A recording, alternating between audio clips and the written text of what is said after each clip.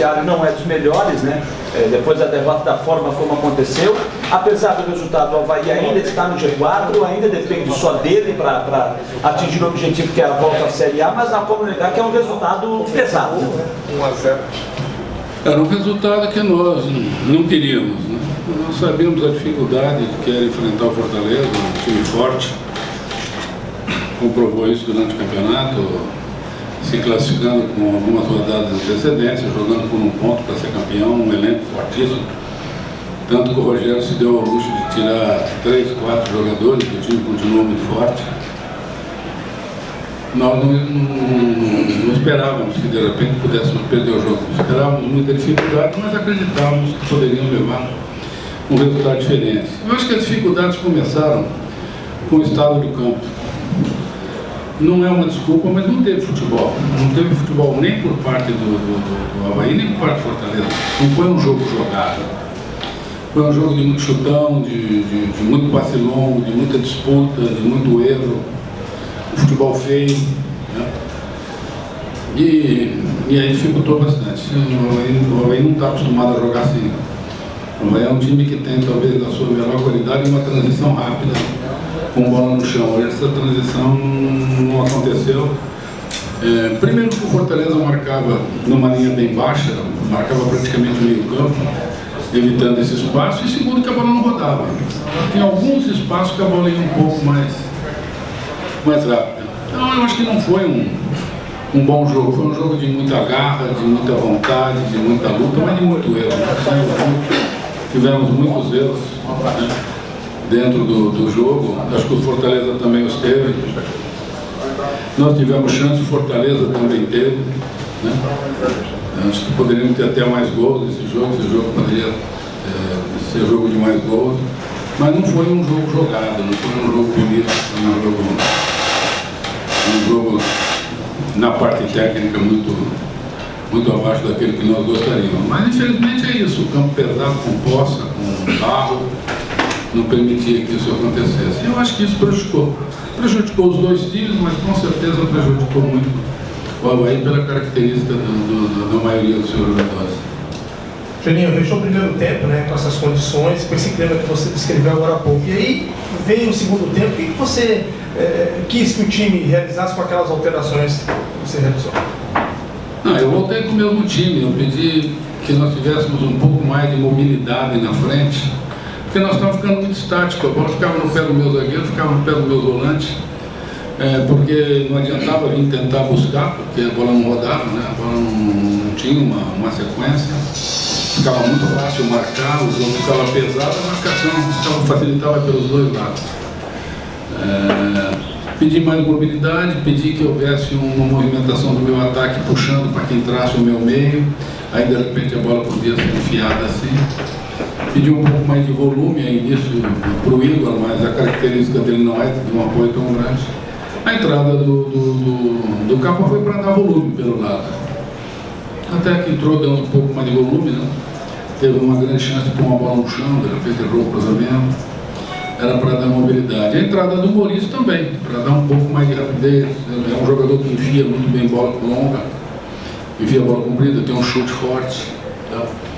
E a entrada do Daniel era para que eu pudesse, de repente, utilizar essa bola alçada, que era a única bola praticamente que nós estávamos fazendo. Né? Nós não tínhamos uma aproximação, o Getúlio não estava fazendo o seu melhor jogo, não que tivesse mal, mas não estava fazendo o seu melhor jogo. Então eu esperava que com o Daniel e o Rodrigão a gente pudesse, de repente, os dois disputando a bola, alguém pegar uma segunda bola. A ideia era sempre fazer uma mudança para tentar achar alguma alternativa para chegar no gol do Fortaleza. Julinho, boa noite. Dentro das tuas modificações, tu reiteradas vezes, tu repetisses aí a importância do Marquinhos, sempre na questão anímica, no envolvimento com a torcida. Gostaria que tu pudesse explicar o porquê da não utilização dele. Pelo que eu falei no começo, não era campo para o Marquinhos. Marquinhos não ia conseguir jogar nesse campo. Marquinhos hoje, todo mundo sabe, ele não tem mais aquela mobilidade, aquela desenvoltura que ele tinha antes. Então, o campo pesado do jeito que está, e ele é um jogador de toque, né? Ele ia ter muita dificuldade de jogar. E ele tinha que marcar, porque o Fortaleza descia. Então ele ia ter que marcar, ele ia ter que movimentar, ele ia ter que ter a mobilidade e a velocidade que hoje infelizmente o Marquinhos não tem. A ideia de utilizar o Marquinhos era se eu saísse na frente, porque aí se eu saio do Marquinhos, eu coloco o Marquinhos sem que o Marquinhos tenha que fazer tudo isso, aí ele poderia cadenciar o jogo, ele poderia ditar um ritmo de jogo diferente para mim. A esperança era sempre que eu saísse na frente. Saindo na frente eu podia optar de repente pelo Marcos para ele me dar uma cadência dentro do jogo. Ele poderia controlar o jogo para mim, poderia cozinhar o jogo, ficar num setor de campo sem precisar ter a mobilidade maior para que a bola passasse, mas que ele não tivesse a obrigação de chegar no ataque, que ele não tivesse a obrigação de repente municiar meu ataque, mas mais para cadenciar o jogo. Infelizmente isso não aconteceu. Mas o Marquinhos, para entrar, para virar esse jogo, eu acho que o campo não era para ele. Quando nós chegamos aqui, a chuva tirou do Marco muita chance de iniciar o jogo e até de repente de entrar para tentar virar um jogo. Eu precisava mais mobilidade, mais velocidade, choque, nós tivemos muito choque, muita bola dividida em cima e embaixo. Não era o jogo do Marcos. Genial, a questão do Avaí ainda depender só de si, né, que a gente comentasse isso, apesar da derrota, enfim, tendo uma sequência boa de 6 jogos sem perder, mas acaba perdendo em casa, como, né, pegar esse clima dos jogadores, né, que com certeza está abalado, transformar isso que só depende do Avaí, e aproveitando também se talvez ali no fim do jogo não faltou os atletas um pouco mais, não sei se experiência ou mais prudência em ver que o empate era um bom resultado e talvez, sei lá, segura, deixa a torcida vaiar, mas é um pontinho, como você sempre comenta, o pontinho é sempre importante. Eu acho que as nossas chances, elas existem, elas diminuíram. As nossas chances hoje com resultado positivo poderiam ser bem maiores. Elas diminuíram muito. Os adversários também encostaram, ainda bem que alguns adversários também empataram, né? Nós tivemos, eu fiquei sabendo agora, o jogo do Londrina, perdeu 2 vezes um pênalti. Então acho que eles também têm muito a lamentar. O que você tem é que motivar o grupo e saber que ele ainda depende dele. Nós ainda estamos na frente dos adversários. Se nós conseguirmos fazer o nosso resultado, ninguém vai nos incomodar. O grande problema é você não fazer os seus resultados. E aí deixar o adversário encostar e você tem que começar a torcer pelos outros. Eu concordo com você, eu digo sempre que um ponto é importante. É que naquele final de jogo todo mundo queria ganhar. E aí foi todo mundo, né? Eu acho que eu tive até uma participação nisso, eu pedi para que os zagueiros se adiantassem. Era o último minuto, o lance ia acabar, tanto que terminou no contra-ataque. Mas eu acho que não houve um posicionamento adequado e desatenção no rebote. Nós tínhamos 3 jogadores no rebote. Aqui não tinha ninguém, tinha. Mas os jogadores passaram. Nós poderíamos ter feito uma falta, nós poderíamos ter matado a jogada, nós poderíamos ter neutralizado a jogada, o Fortaleza não chegava no gol. Terminando a rodada, sabendo o resultado dos adversários, coisa que eu não sabia lá dentro, você vê que um ponto faria muita diferença, porque você poderia jogar por outro tipo de resultado. De repente, se houvesse algum resultado paralelo, você jogaria talvez por uma vitória e um empate. Hoje você de repente precisa jogar por 2 vitórias. Mas as chances continuam e nós temos que batalhar, né? Batalhar, parece que as coisas aqui no Avaí nunca foram fáceis, né? Sempre elas são difíceis. Nós temos um jogo complicado, né? Porque o CSA também empatou jogando em casa e ele precisa do resultado, né? Porque o seu último jogo é fora de casa.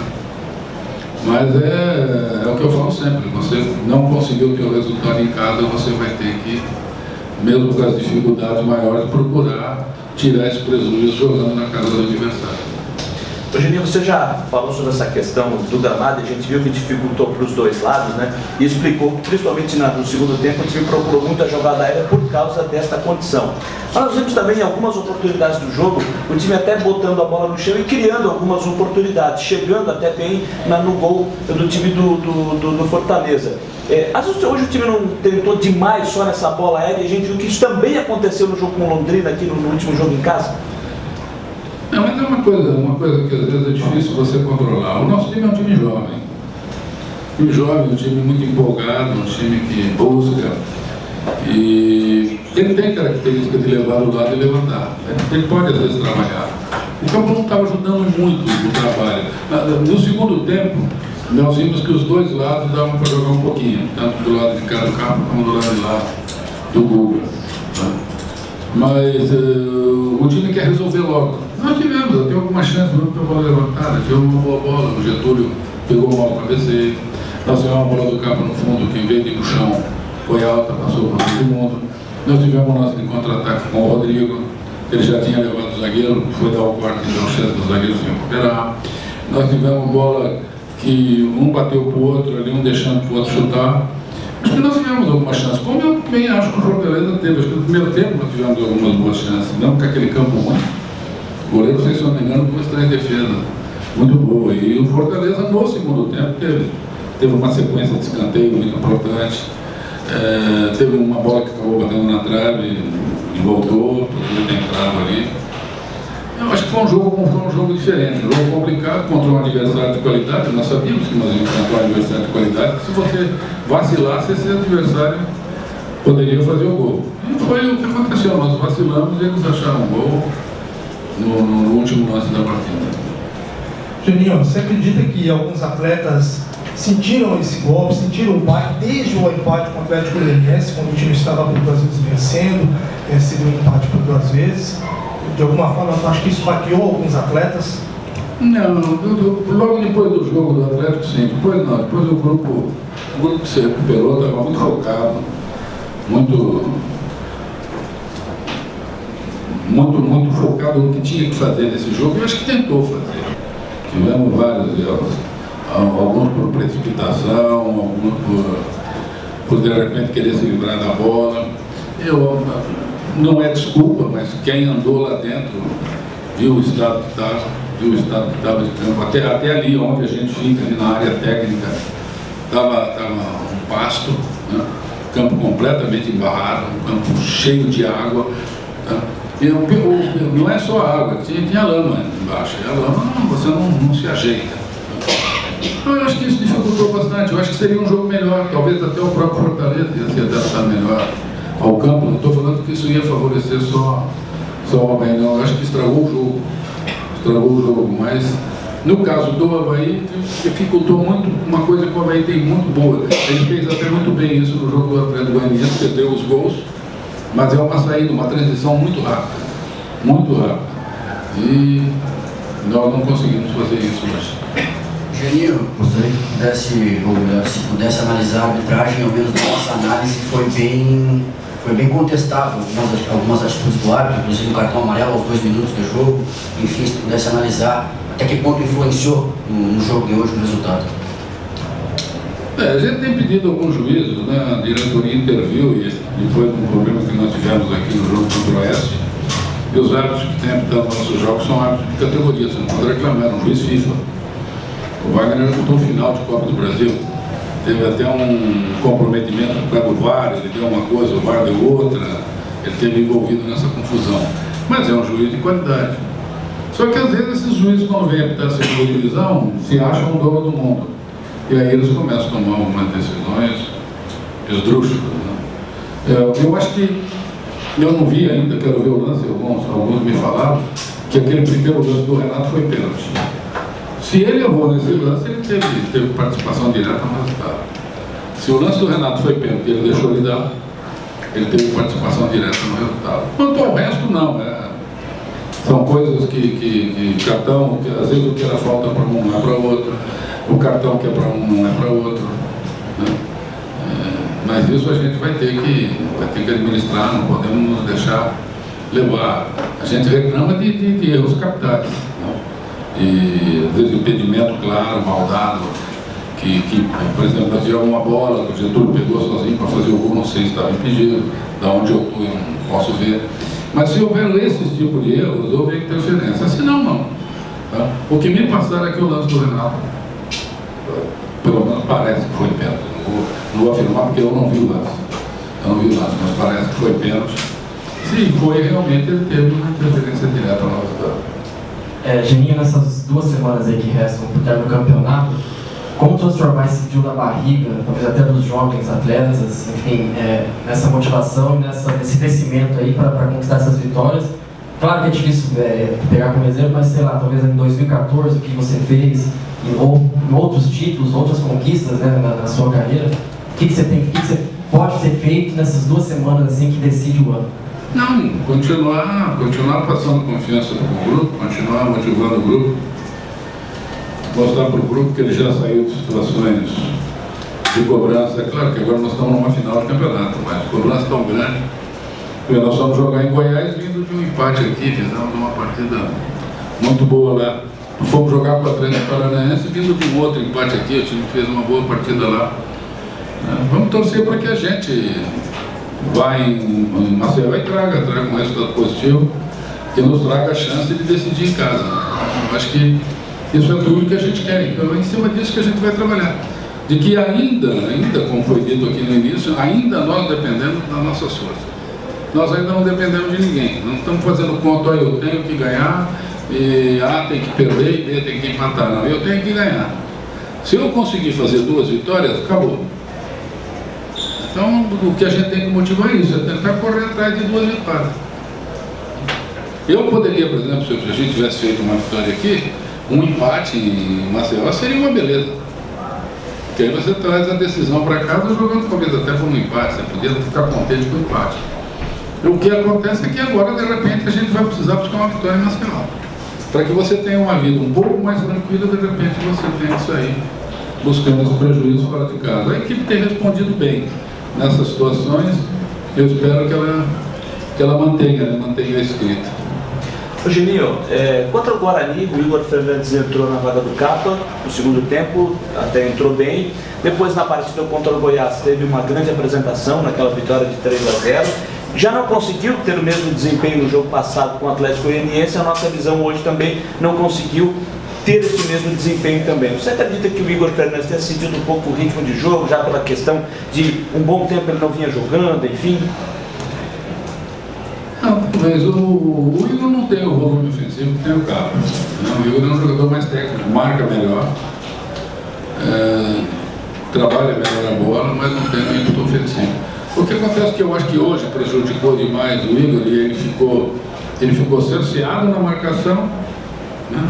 E aí ele perdeu grande parte daquilo que ele poderia fazer, porque ele tomou um cartão no peludo. Né? Primeira jogada do Igor, ele ficou amarelado. E ele tinha jogador rápido em cima dele. Né? O Romarinho é rápido, depois entrou o Marcinho. Então, eu acho que ele ficou meio inibido com o cartão. Mas ele poderia, mas não é característica, apoiar mais. A entrada do Capa é porque o Capa dá volume. O Capa talvez não tenha a mesma técnica do Igor, talvez não tenha a mesma marcação do Igor, mas o Capa me dá mais volume ofensivo. Então a ideia da troca foi essa. Acho que concordo com você, o Igor já fez 2 partidas melhores do que ele fez essa.